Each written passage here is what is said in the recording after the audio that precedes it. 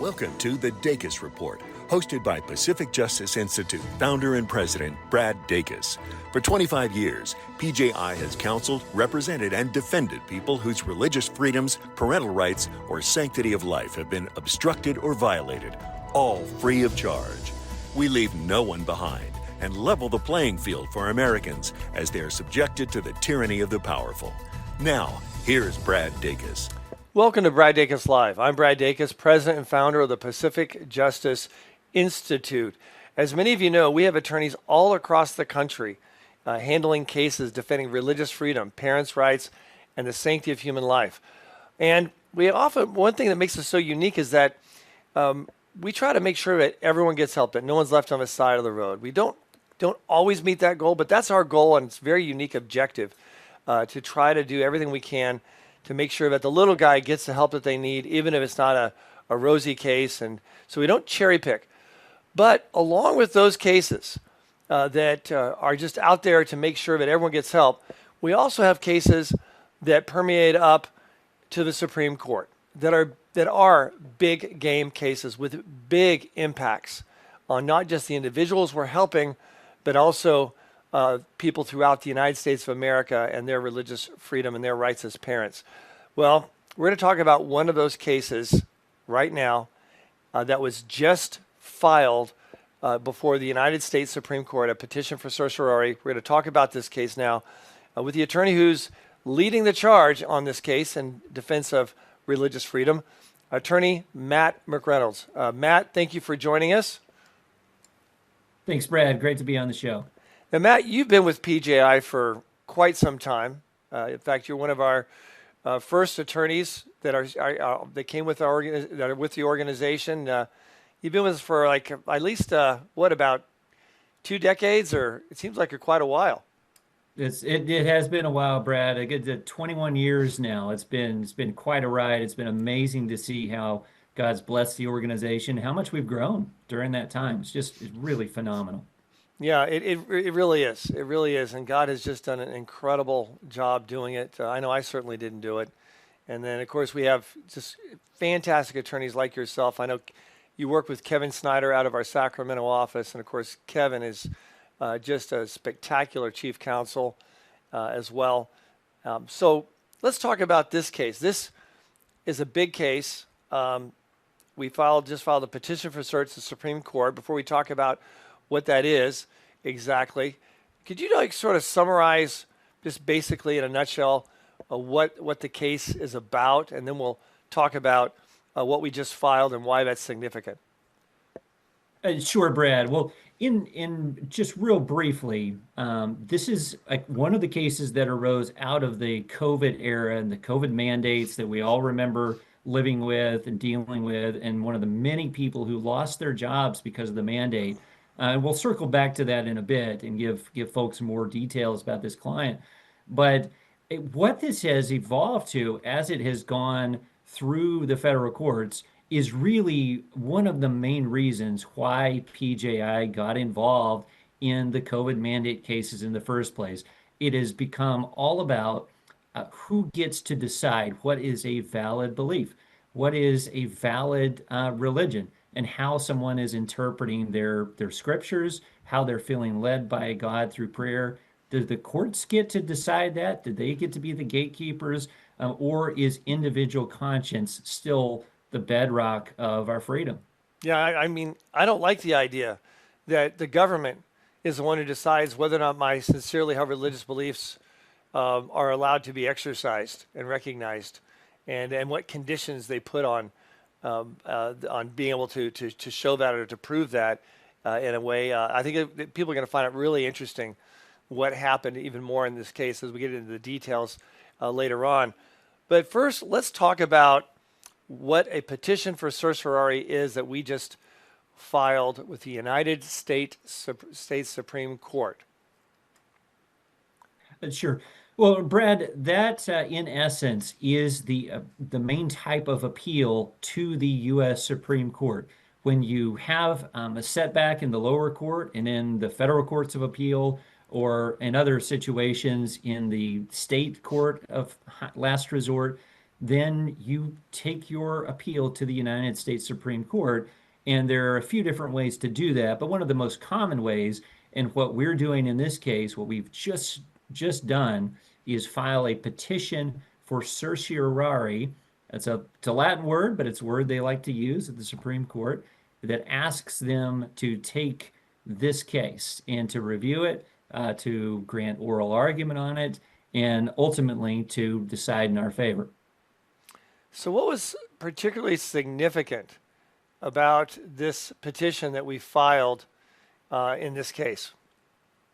Sure. Well, first, I think it's worth explaining to folks that you need to have a really significant case in order to get review from the Supreme Court, in order to get your petition granted. And that's because the Supreme Court gets thousands and thousands of requests like this every year. And undoubtedly, every lawyer who files a petition for certiorari or another type of petition thinks that their case is meritorious. But the Supreme Court ends up only taking and granting oral argument, Brad, on less than 1% of all the cases that are appealed to them. So they're very long odds, but they look for a couple of things in particular. They look for a circuit split, and we'll get to more of that in a moment and explain that to folks, what a split is between the federal courts of appeal. Or they sometimes will take up other cases that they think are particularly important in light of what's going on in the country, questions of separation of powers and things like that. But you need a really significant issue in order for them to take your case out of the thousands of other cases that they're being asked to take. Yeah, it's not easy to get the Supreme Court to take up a case. And I know sometimes, I know in the past, like we filed a petition for cert in one case in particular I'm thinking of, and I was thinking, why did they take it up? And then I found out the reason they didn't take it up is because the Chief Justice, Rehnquist at the time, knew that the votes were not there at the time to rule the way he wanted the court to go. So he refused to take it up because he didn't want to set bad case law. So there's a number of different reasons why the court will sometimes deny a case that you would think, golly gee, this is clearly a great case. This Supreme Court, where the majority respects the original intent of the Constitution, why didn't they take this up? Well, there's a number of different reasons. I know another reason sometimes they don't take cases up, if they see that there are several reasons, say, given by a government for denial of something, say, like a church wanting to build somewhere. And let's say all of the reasons given are invalid, unconstitutional, except one. Then sometimes the court will say, you know what, we're not going to take it up because there is a valid reason, and therefore the case isn't clear cut. We're not going to take it up. So there's a number of different reasons why the court takes the case up. And if for some reason they don't take this case up, it's not because it's not a good case. It's a great case. It's a very important case. But I do think, because of what you said, there is a split decision here, that there is a decent chance that they can actually take up this case. So what's especially significant, though, about this particular petition that was filed before the Supreme Court? A couple of things, Brad, and we pointed out three of them in our petition to the Supreme Court. Number one, the split amongst the lower circuit courts of appeals is pretty significant. It's not just one or two or three circuit courts that are on different sides of an issue. And the particular issue here is interpretation of religion. What is religion? How expansive is it under the federal, the main federal non-discrimination so law? as we look at this, and we see that that it's not just the Ninth Circuit we're dealing with, but in reality, it's a split, a large number of circuits. I mean, we'd have a large number of circuits. We only have a fixed number, but the fact is, there is a clear split, not just with one versus the others. I mean, it's a real split. So there's more than one of circuits on both sides, I guess, that have decided this issue differently with regards to a very important religious freedom issue when it comes especially to the workplace in Title VII.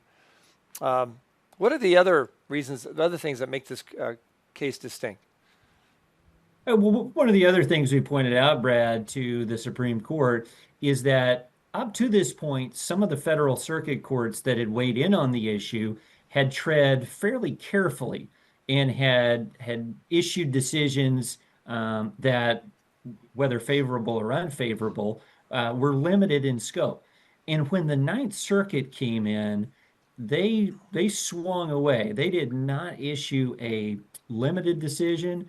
They did not issue a particularly careful decision. They issued a very broad decision that could reach well beyond this COVID context to affect people of faith in many other types of workplace disputes, and to do so very restrictively and frankly, Brad, directly ignoring a number of things the Supreme Court has said on these issues for decades. Yeah, so this is a very important case. I think there's a good chance Supreme Court's going to take it up myself.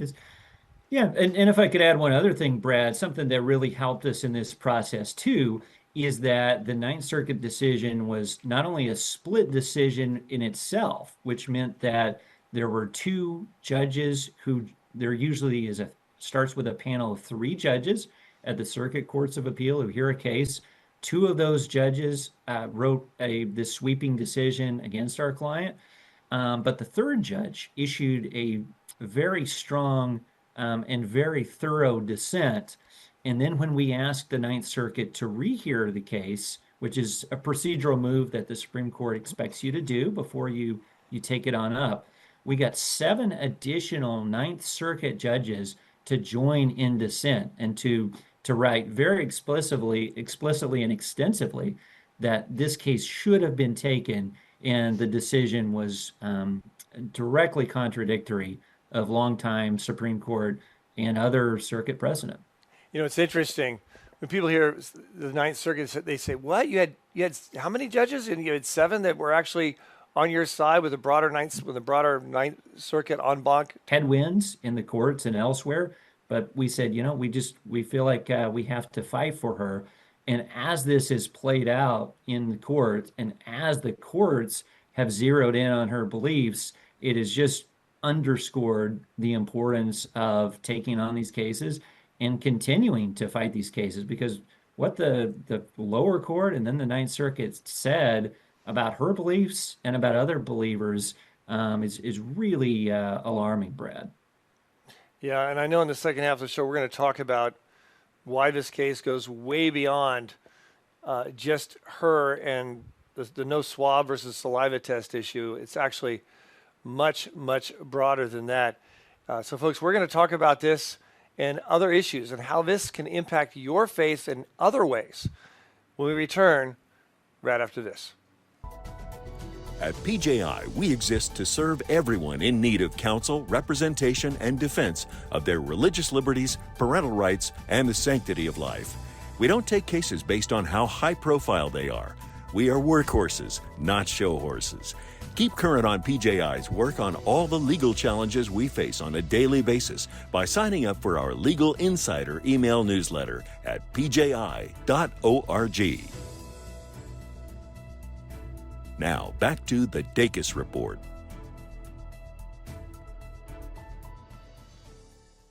Welcome back to Brad Dacus Live. Folks, we at PJI are handling cases all across the country. We have dozens of offices coast to coast, and we do it all without charge.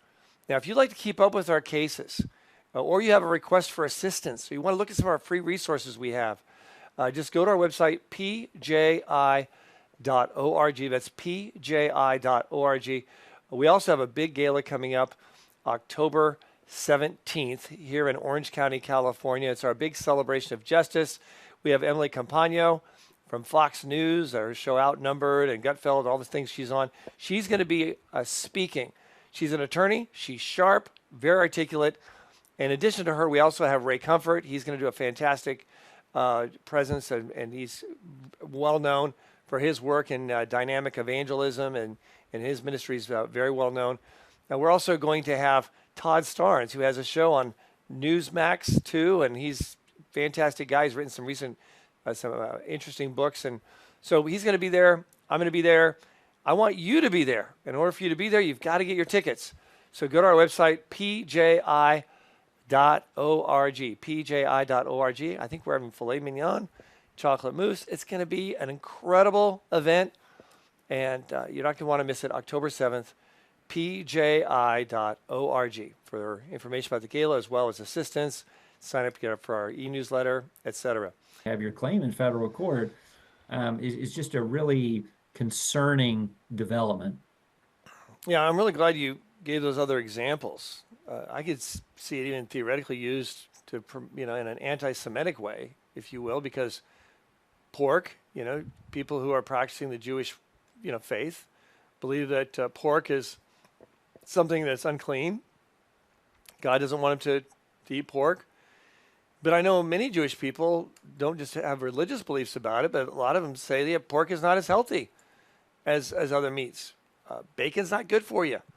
So therefore, but once again, they could be invalid. Their religious belief can be invalidated if they express arguably any medical or scientific or health objection to justify not eating pork as well as their religious belief. So it does show how ludicrous this actually can be. Marijuana is another, like, let's say they're in a situation where, let's say a medical procedure, let's say a doctor is being compelled to prescribe marijuana, perhaps to a patient. And let's say the hospital says you have to prescribe marijuana. And he says, no, I have religious convictions against that. And also I believe scientifically it's not the best approach. Well, the fact he cited the medical or the not the best approach, scientific, based on this case, the Ninth Circuit, his religious conviction would be invalidated because he has also a biological health scientific reason against being forced to prescribe marijuana or the like. So anyway, I think this is a real important case that is going to play out as we continue to defend people in this situation. My understanding is we still have a lot of cases across the country dealing with religious objectors to things coming from the COVID mandate, correct? We do, Brad, and a couple updates on a couple of those other things. The huge win that we were able to secure in San Francisco almost 2 years ago, the largest jury verdict on the West Coast for these types of cases, is currently on appeal at the Ninth Circuit. I went down and argued that alongside our chief counsel, Kevin Snyder, back in mid-April. And we were very pleased with how the argument went, how our position was received by the Ninth Circuit. But it can sometimes take them several months to issue a decision on that. So we're kind of on pins and needles awaiting what we hope will be the Ninth Circuit affirming our large jury verdict win on behalf of other people who were fired by the BART transit district in the Bay Area over their COVID beliefs. Yeah, it was an interesting case because I know the first trial that we had on this, the jury ruled 8-1 against our clients who had religious objections to the vax mandate, 8-1. And because that one person on the jury said, no, I'm standing my ground, I believe that this was a violation of the rights of these employees and their religious beliefs. Because of that, we got a new trial, a completely new trial. And with that, by God's grace, the jury came out 9-0 in favor of our clients. So that was an incredible work of God, I think, when you look at how close we came to losing it with an 8-1 vote initially, and then with a new trial, things turned around.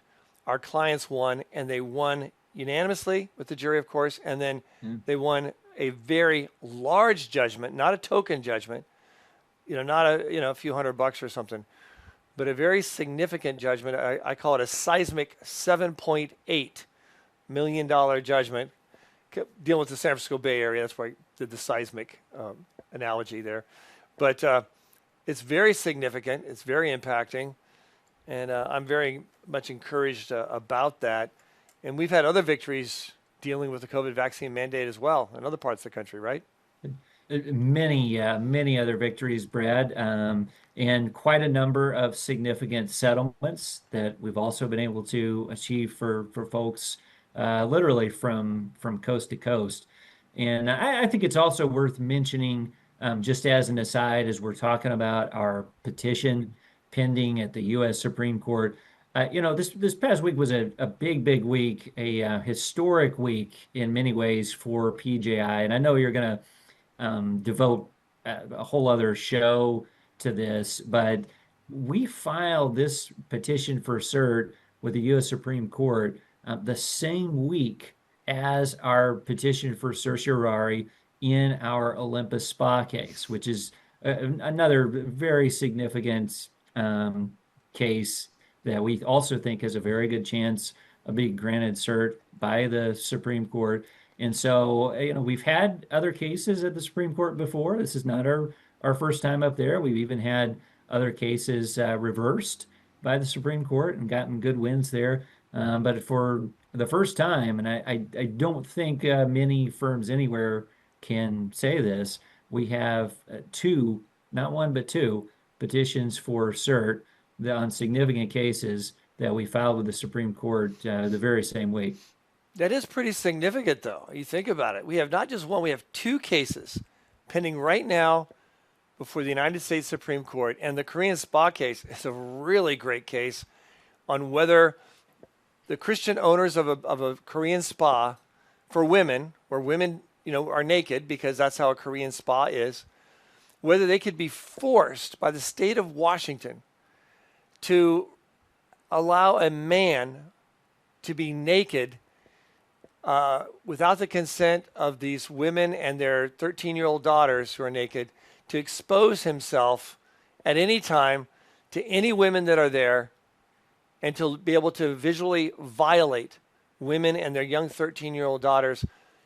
It is a shocker that the state of Washington should have the audacity to be so twisted to try to force Christians to violate their conscience in such an extreme way. And once again, the Ninth Circuit was split on this, 2-1, and then they went en banc. And once again, the broader Ninth Circuit was also split on this. And I think the issue, though, is so ripe with all the radical LGBTQ agendas trying to push and against Christians and Christian individuals and employees and businesses. I think this would be a great case, and I think the facts are excellent. What say you? I think so, Brad, and I know we'll have a lot more to say about that in the coming days and weeks. Just wanted to give folks a teaser there, but just worth noting that with these two big time cases that we now have pending at the Supreme Court. Of course, I think it's also worth noting with both of these cases, a lot of time, a lot of energy goes into those. We do that for our clients. We do whatever it takes. Certainly appreciate all the support, the prayer support, the financial support, and otherwise that people give us to allow us to do that. Yeah, absolutely, as do I. And I know our attorneys are sacrificing there on the front lines. They could be making a lot more money other places, working for private companies, private law firms, but they have a real heart to serve the American people, to serve the viewer right now watching this program. And I just want to encourage people, if they're not already getting our updates, to please go to our website, pji.org,